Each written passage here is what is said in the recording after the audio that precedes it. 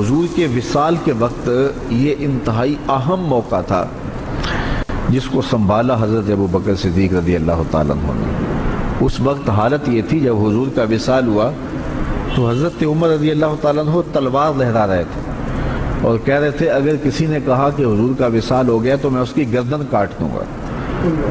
حضور علیہ السلام کچھ وقت کے لیے سکتے میں چلے گئے ہیں، پھر اپنی اصلی حالت میں لوٹ آئیں گے، تو اگر کسی نے یہ کہا تو میں اس کی گردن کاٹوں گا۔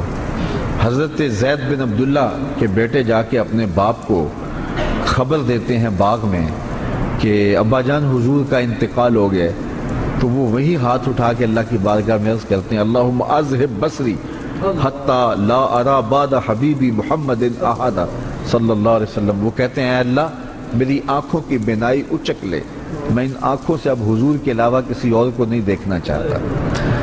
حضرت انس بن مالک رضی اللہ تعالیٰ عنہ فرماتے ہیں کہ جب حضور مدینے میں داخل ہوئے اس دن سے روشن دن میں نے نہیں دیکھا، اور جس دن حضور کا وصال ہوا اس دن سے تاریک دن میں نے نہیں دیکھا۔ بلال حبشی شہر مدینہ چھوڑ گئے کہ اب ان گلیوں میں حضور نظر نہیں آتے تو شہر میں رہ کے اب کیا کرنا ہے۔ اسی طرح حضرت سیدہ فاطمہ رضی اللہ تعالی عنہ روتی تھیں اور ساتھ کہتی تھیں صبت علیہ مصائب لو انہا صبت علی الایام سرنا لیالیا، میرے اوپر جو مصیبتیں پڑ گئی ہیں اگر وہ دنوں پہ پڑ جاتی تو وہ مصیبتوں سے رات بن جاتے۔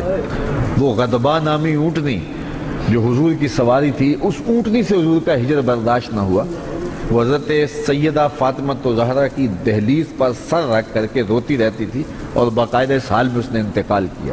وہ داراز گوش جس پہ حضور سواری کیا کرتے تھے جسے یافور کہتے تھے، وہ ایک اندھے کنویں میں چھلانگ لگا کے اپنی جان سے ہاتھ دھو بیٹھا، جب حضور چلے گئے تو ہم نے جی کے کیا لینا ہے۔ تو ایک عجیب رنگ تھا کائنات کا۔ اب اس حالت کے اندر کہ صحابہ کے اوپر ایک سکتہ طاری ہے، حضرت عمر تلوار لیے کھڑے ہیں، اور ان حالات میں جو منافق تھے انہوں نے کھیل کھیلا، اور وہ کھیل کیا تھا، بڑا باریک چال تھی ان کی۔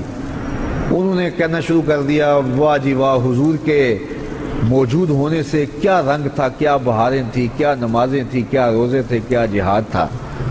اب کس نے نماز پڑھنی ہے، اب کس نے روزہ رکھنا ہے، اب کس نے زکوٰۃ دینی ہے، اب کس نے حج کرنا ہے، اب کس نے اپنے مال کو پیش کرنا ہے۔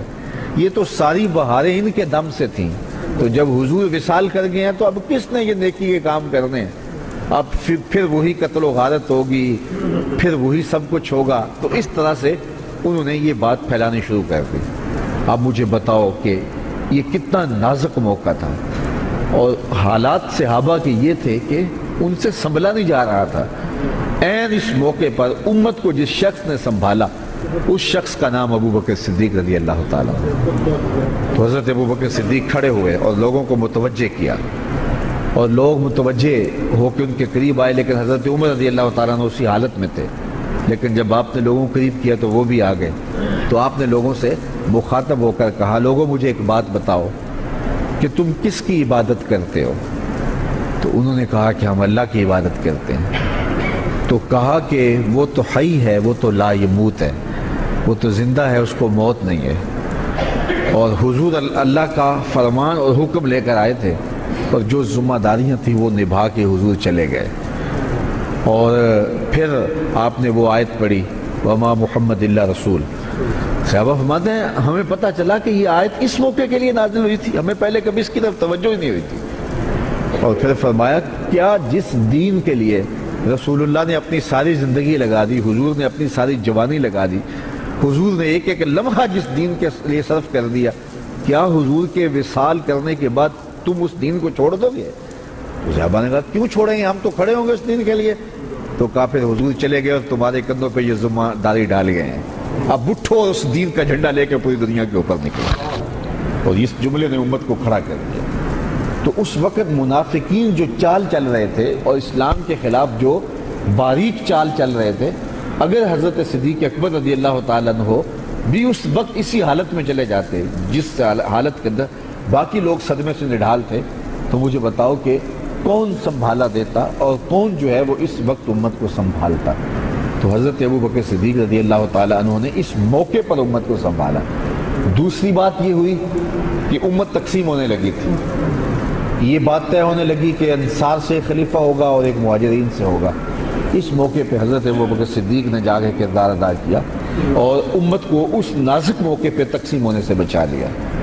آج لوگ کہتے ہیں کہ ادھر حضور علیہ الصلوۃ والسلام کا جسد انور پڑا ہوا تھا اور انہیں خلافت کے معاملے پڑے ہوئے تھے، اور میاں یہی تو کام تھا ذمہ داری کا جو کرنے کا تھا، جو حضرت سید صدیق اکبر نے کیا۔ اس وقت اگر نہ اٹھتے تو امت دو حصوں میں تقسیم ہو چکی ہوتی۔ تو یہ وہ احسان ہے حضرت ابوبکر صدیق رضی اللہ تعالیٰ عنہ کا کہ لہجہ ان کا بھی پھٹ رہا تھا۔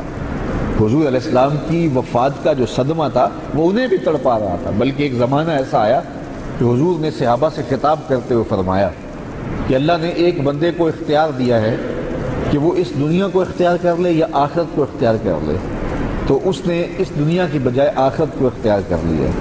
تو حضرت صدیق اکبر رو پڑے۔